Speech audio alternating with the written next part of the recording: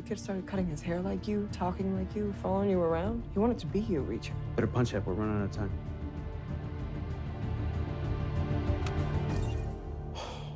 Look, if you've seen Reacher Season 2, you know I've just spared you from a relatively silly password guessing scene. And the reason I'm showing the end of that scene is not actually to make fun of it. The reason I'm showing it is because this is actually where I was interested in the season. So I liked Season 1, and this season opens with us learning that someone from Reacher's old military unit has died. He meets up with these two to investigate it, and they crack the password belonging to like this dude's laptop or something. They're investigating the death, and then they're like, "Oh boy, this is too much for us to handle alone. We better reach out to some more of our military buddies." And I was like, "Yes, that's cool. That's a cool story. You know, they're gonna get the band back together. They're gonna do some cool shit." So I'm down for the story, and I'm interested, and I think it's gonna be a good season. So after this scene, they go to one of their military friends' houses, and they're just like, "Oh boy, Swan is dead. That sucks." Um, but Reacher's like, "Someone's coming after the special investigators," and then the episode ends. So I'm like, "Okay, that's a cool episode." You know, like so someone's hunting them down, and so surely they're gonna get the band together. They're gonna fight back. It's gonna be a cool story. So in episode 2, of course, it makes perfect sense. They're like, okay, who else can we find? So they go to 2 more of their friends' location, which is Atlantic City. And so they can't find their friends. So they start looking into their lives. They look into their casino security jobs. And they start wondering like, oh man, maybe there's some kind of like casino heist going down and they got mixed up in that. And I'm like, oh man, casino heist. This is going to be an awesome season. There's someone doing a casino heist. They're hunting down the special investigators. That's a fucking cool story. Atlantic City looks like a fun setting. This is going to be awesome. So what follows is someone hands Reacher a piece of paper that says, hey, Reacher, your fucking 2 friends are dead. And then we get this lovely reaction.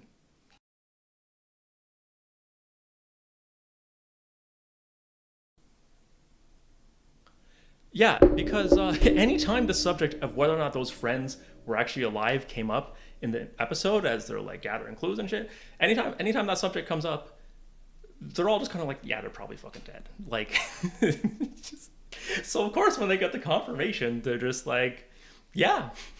So what are they doing in Atlantic City? And is there still a casino heist? Bodies were found in New York. Car that followed us was from New York. New York ghost tags, New York parking pass. This has always been a New York case. Okay, so now I'm realizing something is wrong because I don't know what the show is about. The show is not about a casino heist. The show is not about getting the band back together. The band is all fucking dead. So what is the show about? We also learn in this episode, there's just some cuts to the villains doing some shit. So we learn from those scenes from the villain's perspective that we know there is one bad guy that is trying to kill Reacher and his team. And we know there's a second bad guy that is trying to set up some kind of weapons deal. So what if I told you? what if I told you there is nothing else? There's no information that is gathered over the course of the rest of the season, 6 more episodes, except the fact that Bad Guy 2 is purchasing weapons from Bad Guy 1, and then the nature of what those weapons are. So, like, what do they spend all their time doing? What are they spending all their time doing if they're not fucking learning anything over the course of the next 6 episodes? Well, what proceeds from this point of Reacher Season 2 is a very boring loop where the crew hangs out. They discuss what they're going to do next. They carry out that plan and they investigate something. And then something goes this much wrong. Something goes this much wrong. There's some kind of encounter and they handle it. And then what are they going to do after that? Oh, I think what they're going to do is they're going to go hang out. They're going to investigate. There's going to be an encounter. and then they hang out, and they investigate, and there's an encounter. And then, oh, they're going to hang out and then investigate. And then there's going to be an encounter, and then they're going to hang out and investigate. And there's going to be an encounter. Hey, look, it's fucking Kanji Queen on Dundas, west of Toronto. I've fucking been there. I've been there. I've been there. So, nothing happens in the show is kind of the feeling I got as I'm watching the season. Because, and I realized this after the fact. I mean, how could I realize this until it's done? But I realized after the fact that everything relevant to the story has already happened before the season started. The bad guys have already fucking killed everyone they're going to kill. And Reacher never impedes them until the finale. So what the season is about is Reacher doing this. He's investigating. He's trying to figure out what's going on. His investigation brings him from this level of understanding to this, and then to this, and then to this, and then to this, and this. It is just steadily moving forward at the most boring fucking pace possible. And what are the villains doing? They're just going through the motions of setting up their arms deal. So it's like, I'm crossing the border to come buy your weapon. I'm getting a truck. I'm driving that truck. I'm parking my truck in your lot. I'm loading my truck up with your weapons. That's the fucking season. So I need someone to fucking do something in this season, but they don't. So in episode 4, the writers decide that they have no idea how to do clues. And so they just have this guy tell Reacher everything. All right, he just tells them who's behind it. He tells them the type of weapon. He tells them where the other facility is that they don't know about yet. He's just like, and he's just like saying it like, of course they have 2 facilities. You know, the second facility that's in fucking Denver. The second, okay, whatever. And then there's this. Little wing can knock anything out of the sky. Anything. Like commercial aircraft. Oh, the big fucking reveal of what the weapon is that it can shoot a plane out of the sky. You don't think the US military has 50 billion other fucking ways to shoot a plane out of the sky? Like, what is supposed to be special about this weapon? I literally have no fucking clue. And you know what would be way cooler than this interrogation? You know what would be way fucking cooler than this interrogation? What if the villains just fucking shot an airplane out of the sky? Like, oh my god, what about that? What if the villains actually fucking did anything in this season? Wouldn't that be fucking crazy? Like, are they allowed to accomplish anything? But no, they can't do that, because that would mean they have to catch Reacher off guard, which would mean that someone is smarter than Reacher for fucking 3 milliseconds. And that's the identity of the show. It's just that Reacher's the fucking most amazing guy ever. Guy's got good everything. Ew. So they'll have like Reacher do the Sherlock Holmes thing where he's like, oh, this car has been following us for 3.6 miles. I can tell by the dip in the tires that they're carrying semi-automatic rifles, and they're going to pull up and fucking shoot us at the lights here because there's a fucking pizza place and they're hungry Italians. All right, so fun fact, this type of reasoning is called abductive reasoning, and it's what Sherlock Holmes does. And it's called abductive reasoning because it abducts any remaining interest I might have in this show. And I hate to say it, but unfortunately the show takes a dip in quality from this point on. To the point where I actually don't even want to talk about the next 4 episodes because it wouldn't even be fun. Like, it's not even going to be fun to make fun of them. So I'll just point out like a couple things.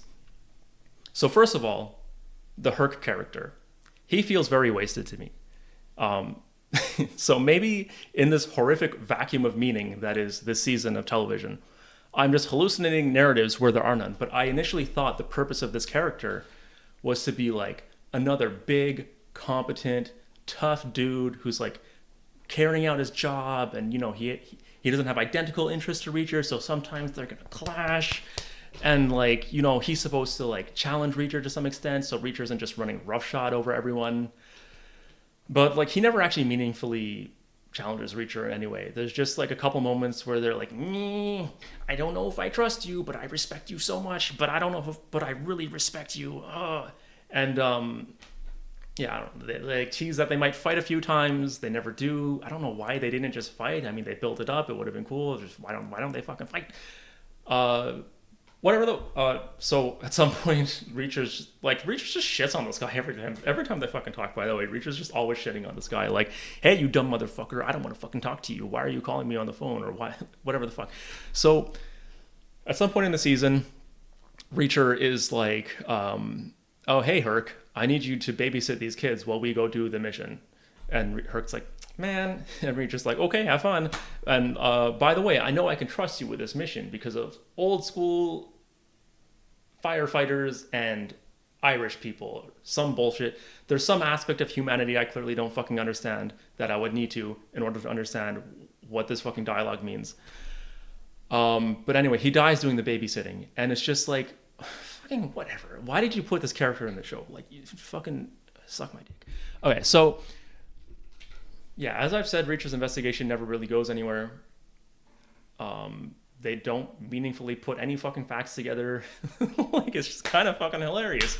But then at the end of episode 7, I think it was, like, the bad guy's just like, yo, Reacher, I kidnapped 2 of your friends off screen. This happened off screen because, God forbid, the fucking villain be allowed to fucking do anything successful on the fucking screen.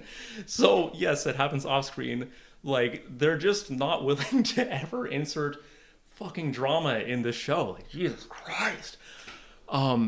Right, that's fine though. But what's not fine is that is the same fucking finale as season 1. So, like, I don't know, like, did the writers not realize this? Like, this is the same fucking finale as season 1. So of course Reacher is always able to just stand on the perimeter of the bad guy's base, gather as much fucking information as he wants, and then create the perfect plan and just execute it without a hitch. Because that's the finale of season 1, that's the finale of season 2. Cool. Okay. So what do I even say, man? So, okay, that's the finale. So he finds the perimeter, he investigates, he fucking assaults the base, he gets his friends back, everything's fucking cool. Oh, man.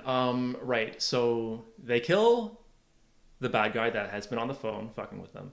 And then the fucking John Oliver dude, they just drive up to him and kill him too. It's like not a problem. It's just no problem. So that character never fucking did anything either. Another character you could just cut. Who gives a fuck? Okay. So yeah, they take care of the finale like that, killing the 2 bad guys.